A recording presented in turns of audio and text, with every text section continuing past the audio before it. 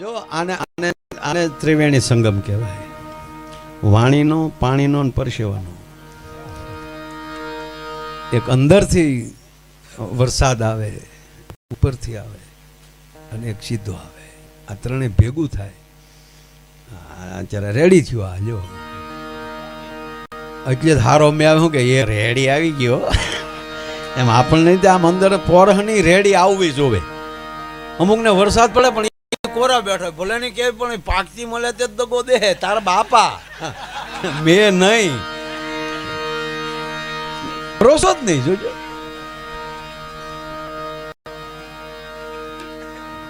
ભલે ને સાંભળે ધારે પડે પણ એ ડોકો મારશે. એ હું તારો કવો છે તે આડા ડાર કરી કરીને ડાટા માર્યા બાકી. હા અમુક અમુક માણાને તો વાતો છે. અને એ ન હોય તો આપણે મેળે ન આવે ને, એ જરૂરી છે.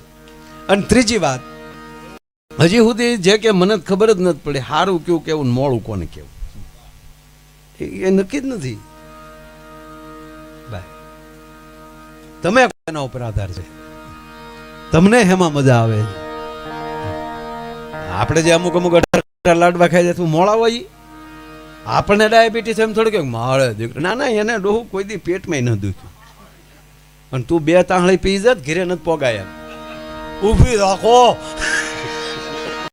હું ગોદાભાઈ ના પાડતો હતો પણ એને તાણ કરીને તાંહળી 2. આપણને ન હદે એનો અર્થ નથી કે એની ભેંસ સારો લુખાઈ ગઈ. ના, આપણને ક્યાં આનંદ આવે છે? આગળ જે હતા એને કોને કેમાં આનંદ આવ્યો?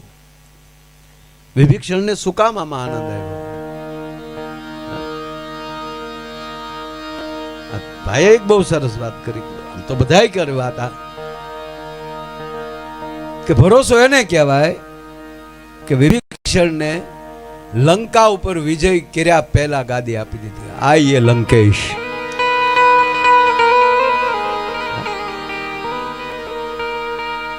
પછી ભગવાનને કોઈ પૂછે છે કે પ્રભુ ઉતાવળ કરી ગયા તમે કે કેમ? કે આચાર્ય વિભીક્ષણ આવ્યો આના શરણે, આપે એને સ્વીકાર્યો. અને કાલ રાવણ આવી જાય તમારા શરણે, અમને તમારા સ્વભાવની ખબર છે, તમે એને ક્ષમા કરી ગયો.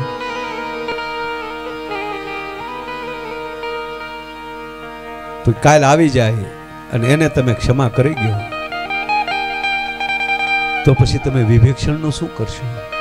ત્યારે ભગવાન રામ શું બોલ્યા ખબર? હું એને મારી અયોધ્યા આપી દઈ, પણ રાવણને આવવા તો ગયો.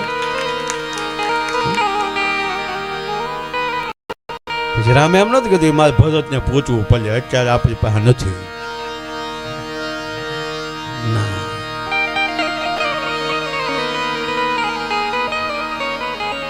એટલે વાત આ છે કે જ્યાં પૂર્ણ ભરોસો હશે. ભગવાન જમતા હતા દ્વારકા, અષ્ટપટરાણી સત્યભામા સૂર્યમાં સોળી સોળીને દેતા હતા, રૂક્ષ્મણી વીંઝણો નાખતા હતા.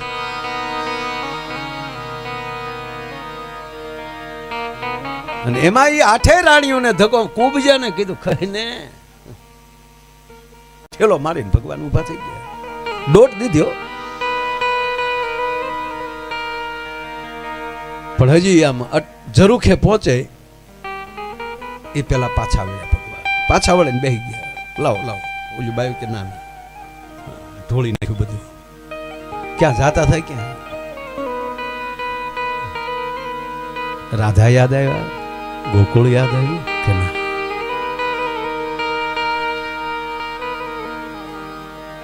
તો દોટ કેમ દીધી કે અમને?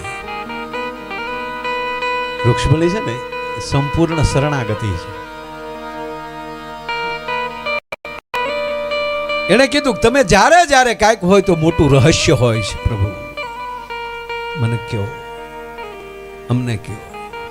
કાંઈ નથી, મારા ભગતને દુનિયા પાણા મારતી હતી. એ રાડ્યું નાખતો, હે ગોવિંદ, હે કૃષ્ણ. એટલે એની વારે જાતો હતો. તાક તો પાછા ફેર્યા, તાક એની ધીરજ તૂટી, એને હામાં લીધા. એટલે હું પાછો વી આવ્યો. તો હવે તું લડી લે. ન લેવાય બાપ. એ તો હટાણું હરીની હાટડીનું હોય.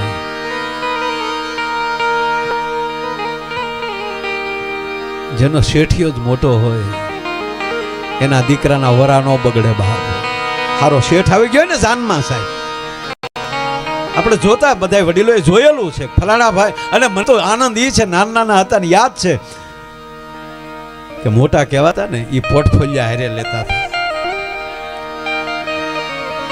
અરે એ ક્યાં કરો, મને સાહેબ જે કઈ વાત બહુ ગમે છે કે આપણે કેટલા હારા હતા યાર. કોકના વરા હધારવા હાટું તૂટી જતા હતા.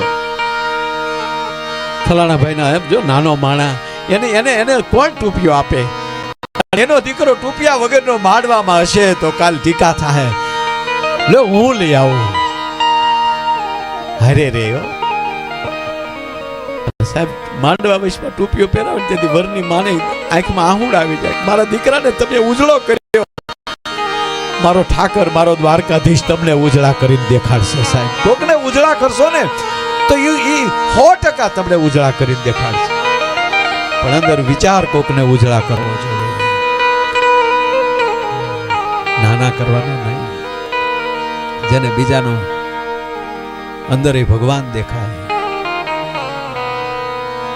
આપણે કહીએ ને કે આંધળાને આંખ્યું આપે, પાંગળાને પગ આપે. તો મને એકવાર ટીવીમાં ઇન્ટરવ્યુમાં પૂછવામાં આવ્યું કે તમે આ બધા કલાકારો બધા ગાય છે, મને કે માયાભાઈ આવી અંધશ્રદ્ધા ન હવે ફેલાવો. પગ ન હોય એને પગ મળી જાય, આંખ્યું ન હોય એને આંખ્યું મળી જાય. ત્યાર મેં એને જવાબ આપ્યો કે તમે સ્થૂલ શરીરની વાત કરતા હો તો એ બન્યું તો છે જ ક્યાંય, એ દેખતા થયા જ છે. પણ મેં કીધું તમે પ્રશ્ન કર્યો એ તમને હું આ એ રીતે કહીશ તો ગળા હેઠું નહીં ઉતરે. એટલે મેં એને સામે બીજો પ્રશ્ન કર્યો, અર્જુનને આંખો હતી કે નહીં? તક હતી એને. ભગવાને વિરાટ રૂપ દેખાડ્યું તો જોઈએ ક્યાં કે ના. પછી ભગવાને શું કર્યું? તક અર્જુનને દ્રષ્ટિ આપી. એ કઈ દ્રષ્ટિ? અત્યાર સુધી મારી આંખો તો હતી પણ હું ફલાણા ભાઈને આવા સમજતો હતો. હવે મારી ઉપર મારા ગુરુની કૃપા છે, હવે મારી દ્રષ્ટિ બદલી ગઈ છે. આ આંખો આપે સાહેબ. મારા પગ હતા પણ અત્યાર સુધી મારા કેળા જુદા હતા, પણ મારા ગુરુની કૃપા થઈને હવે જે હું પંથે હાલું છું, હવે મને સાચા પગ મળ્યા. અત્યાર સુધી મારું શરીર હતું પણ ડાઘ વાળું હતું. કોઠિયાને કાયા આપી દઈશ મારો હાથ. હવે જે હું બન્યો છું, હવે તમે કેવા રંગના છો, કેવા કલરના છો, કેવા ડાઘ વાળા છો એ નહીં હોય કોઈ. અસળો એનો ઓઢી લ્યો. એક બીજી વાત કરી કે જીવનમાં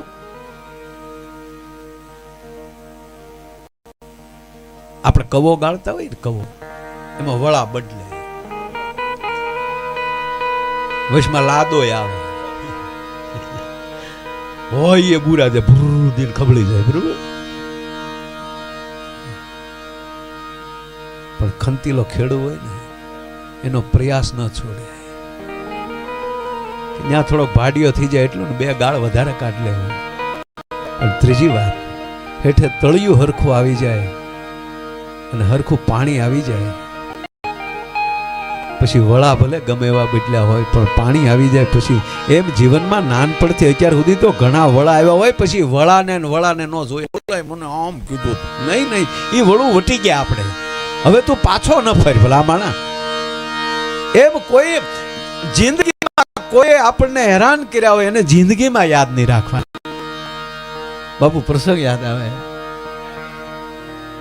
દેવીદાસ બાપુને મારી અને જોળીમાં નાખીને આશ્રમમાં મૂકી ગયા હતા.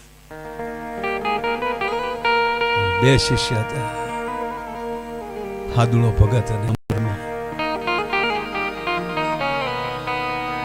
હાદુળ ભગતે લાકડી લીધી અને અમરમાં એ કસોટો વાળ્યો કે બાપુ હું આયરની દીકરી છું, મારા ગુરુ ઉપર કોઈ આવો ઘા કરે. હાદુળ ભગત તો બધું કરીને બેઠા હતા. હાદુળ ભગતે કીધું કે બાપુ નામ આપો, કોણ હતા એ? ત્યારે દેવદાસ બાપુ શું બોલ્યા ખબર? બટા મને અણહારું નથી યાદ રહેતી, મને તો ટુકડા કોને આપ્યા છે ઈ ઘરની અણહારું યાદ છે, મારી ઉપર ઘા કોને કર્યા એની અણહારું મને યાદ નથી રહેતી. અને એટલું નહીં, અમરમાં કઈ કામ કરતા હતા ને, મર્યાદાનો ઓટલો છે પણ ભાઈ થોડુંક વસ્ત્ર હરી ગયું. દેવદાસ બાપુની નજર ગઈ અને આંખ વાળી આહુડાની ધારો છે. અમર બેઠા હવે મૂકી ગયો બધું. કેમ બાપુ? કારણ કે આ ખંભામાં કાવેડી ઉપાડી ભાઠું પડી ગયેલું કે બેટા હવે મૂકી દે. બાપુ સર્વસ્વ સોંપી દીધું. એક ખંભામાં ખબર પડી એટલે આ કાળજામાં કેટલા તમારા નામના લાગ્યા છે એ ક્યાં કોઈને ખબર છે? મારો કહેવાનો અર્થ ફૂટે. સંતોએ આપણને ભજન કરતા શીખવાડ્યું છે. એક મારી વાત એ છે કે આ મંડળ નો આપણે ભજન કેમ થાતી મને કહો. બસ સારું કોઈ પણ કરે માટે સહેજ નહીં સાહેબ. પોતાનો વટ ઈશ્વર રાખે, બીજા ઉપર વટ ન પડાય. એટલે હોનબાઈ માના ભેળિયામાં લખ્યું છે ને, પોતા વટ પાડવા વાળી, બીજા ઉપર વટ પાડવા વાળી નહીં. પૂજ્ય મોરારી બાપુએ અર્થ કર્યો એનો કે હોનલમાં આભ કપાળી, પોતા વટ પાડવા વાળી. બીજા ઉપર વટ પાડવા વાળી નહીં કે મારે આશરે આવે એનો વટ રહી જવો જોવે, એનું ભલું થઈ જવું જોવે.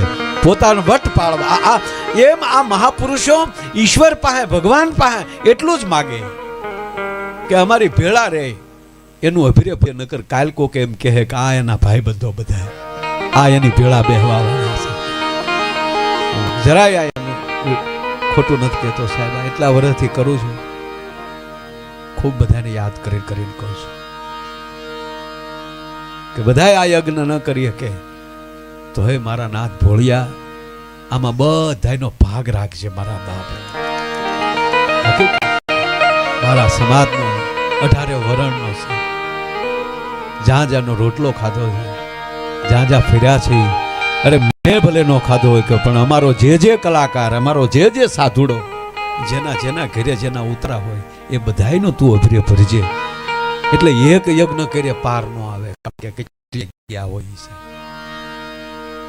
એટલે આખો મહિનો જેવડી બેંક અવડું રાખવું પડે ને ભાઈ. એમ આ સંતો પણ આપણી હાટું માળા કરે છે. સંતો શું કામ ભજન કરે છે? આપણી હાટું. જે હોય સીધા પગમાં પડતા એના માટે માળા કરે છે. એના તો મહાપુણ્ય હતા એટલે જ એને ભેગ પહેરાઈ ગયો છે. એનું પુણ્ય તો ત્યાં પૂરું થાય છે ને સાહેબ, તો જ હું છે ને આ કેડે હાલવાનું. તમારી ગાડીમાં ફાસ્ટેગ નું કાર્ડ જ ન હોય તો તમે ટોલ નાકો કેમ વળી શકો? આ તો ટોલ નાકા વટી ગયેલા છે ડોહા, એને હવે નથી નડે એમ કાંઈ. પણ હવે જે કરે છે એ આપણા માટે કરે છે. એમ જેટલું સારું બીજા માટે થાય એટલું બધા કરીએ. આવતી ગામની અંદર જેટલા સારા કાર્યો થાય એ બધા કરીએ. સારું કાર્ય વટ કરવા માટે નથી કોઈ પણ. હા તો એટલા વર્ષથી આ કીર્તિભાઈ આજે કીધું મને કે તમે એટલા વર્ષથી તમે કોઈ દી કીધું નહીં. ના ભાઈ મેં કીધું તને આમ લાગ્યું ને કહું મારે જવું જોઈએ. તો સાંભળી લે, હું તને કેટલો યાદ કરતો હોય. આ તમને મન થાય એનું કારણ તમને નથી લાગતું હું કેટલો તમને કોકા મારતો ત્યાં બેઠો તમને ઉપડવી જોવે ત્યાં આવતા કે આપણે જવું છું.